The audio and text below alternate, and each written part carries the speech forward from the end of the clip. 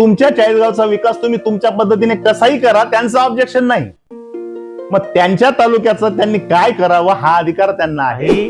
नेमलेले कार्यकर्ते जर खालच्या पातळीवर बोलत असतील तर हे अतिशय चुकीचं आहे. किशोर आप्पांचं सुद्धा त्यांच्या तालुक्यावर प्रेम असणं स्वाभाविक आहे.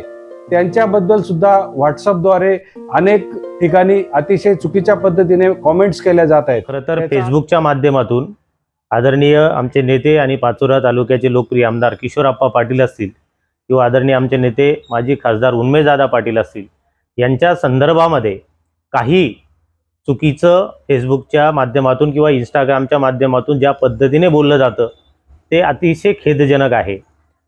आम्हीही बोलू शकतो पण ती आमची संस्कृती नाही. कारण की काही नेमलेले कार्यकर्ते जर खालच्या पातळीवर बोलत असतील तर हे अतिशय चुकीचं आहे. आजपर्यंत आमचे कुठलेही कार्यकर्ते बघा चाळीसगावच्या लोकप्रतिनिधींच्या संदर्भात कुठलेही अवाच्य वागणूक किंवा बोलणं असेल किंवा त्यांना कुठलं व्यंगात्मक काही असेल तर आजपर्यंत टीका टिप्पणी आम्ही केलेली नाही. कारण की ते आमचे संस्कार नाही. माझी याच माध्यमातून विनंती आहे, विकास, लोकप्रतिनिधी, त्यांचं कर्तव्य, ह्या ज्या गोष्टी आहेत ह्या पारंपरिक चालणाऱ्या हे प्रकार आहेत. परंतु याच्यावर आपण बोलताना संयमाने, संस्काराने, संस्कृतीने बोललं पाहिजे. ज्या तालुक्याची भूमिका त्यांनी मांडली ह्या तालुक्याची भूमिका इथले स्थानिक आमदार मांडतायत याच्याशी आम्ही सहमत आहोत. शिवसेना पक्षाची भूमिका सोबत आहे. परंतु मी याच माध्यमातून विनंती करेल की जेही कार्यकर्ते अशा पद्धतीने, मी तर म्हणेल ते टवाळखोर कार्यकर्ते आहेत, त्यांनी आपली भूमिका मांडताना काळजीपूर्वक बोललं पाहिजे. लोकप्रतिनिधींनी त्यांना सूचना दिल्या पाहिजे, त्यांच्या पक्षाच्या वरिष्ठांनी सूचना दिल्या पाहिजे. हा विकासाचा एक भाग आहे पण आपले संस्कार त्या माध्यमातून दिसतात. मी विनंती करेल की आपण बोलताना संयमाने, संस्काराने बोललं पाहिजे, हीच विनंती या ठिकाणी. निश्चितच एक चाळीसगावकर म्हणून किंवा शिवसेना पक्षाचे प्रतिनिधी म्हणून आमची सुद्धा स्वाभाविक हीच भूमिका आहे की अपर जिल्हाधिकारीच्या कार्यालय हे चाळीसगावलाच व्हावे. या सर्व कार्यालयांची मुहूर्तमेढ किंवा ह्या कार्यालयांची मागणी मला निश्चितपणे सांगावंसे वाटेल की 2014 पासून या तालुक्याचे तत्कालीन आमदार उन्मेशदादा पाटील यांनी याची मुहूर्तमेढ केली. अनेक कार्यालयांची या ठिकाणी अपूर्णता होती. अनेक कार्यालयांची अतिशय दुर्दशा झालेली होती.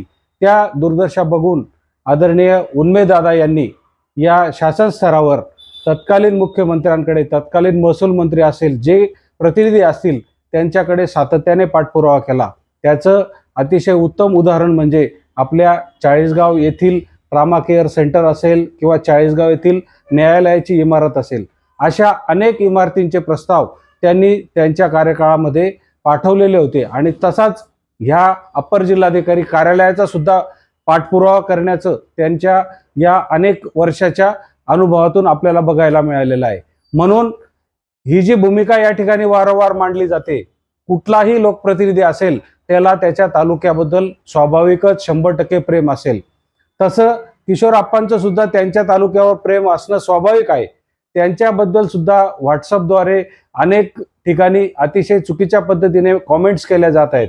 त्याचा आम्ही या ठिकाणी जाहीर निषेध करतो. कारण कुठल्याही लोकप्रतिनिधीचं पहिलं कर्तव्य आपल्या मतदारसंघाचा विकास आणि आपल्या मतदारसंघामध्ये जास्तीत जास्त विकास कामं किंवा विविध शासकीय कार्यालये झाले पाहिजे, ही भूमिका असणं स्वाभाविक आहे. आणि गेल्या 3-4 दिवसापासून अनेक प्रक्रियांच्या माध्यमातून आपल्याला हे बघायला मिळालं. आणि सोशल मीडियावर उन्मेशदादांच्या बाबतीत सुद्धा अतिशय चुकीच्या पद्धतीने काही प्रतिक्रिया आम्हाला बघायला मिळाल्या. म्हणून आम्ही उत्स्फूर्तपणे शिवसेनेचे तालुका प्रमुख राहुल पाटील यांनी एका वर्तमानपत्रामध्ये त्यांची भूमिका, पक्षाची भूमिका या ठिकाणी मांडलेली आहे.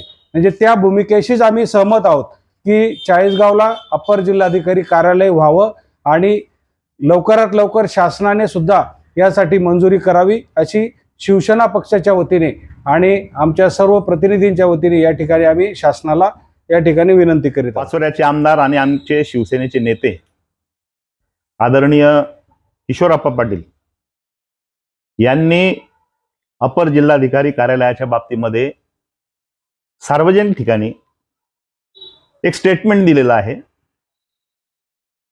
की चाळीसगावला अप्पर जिल्हाधिकारी कार्यालय व्हावं या बाबतीत माझा विरोध नाही, पण पाचोरा आणि भडगाव तालुका त्याला जोडू नये ही माझी भूमिका आहे.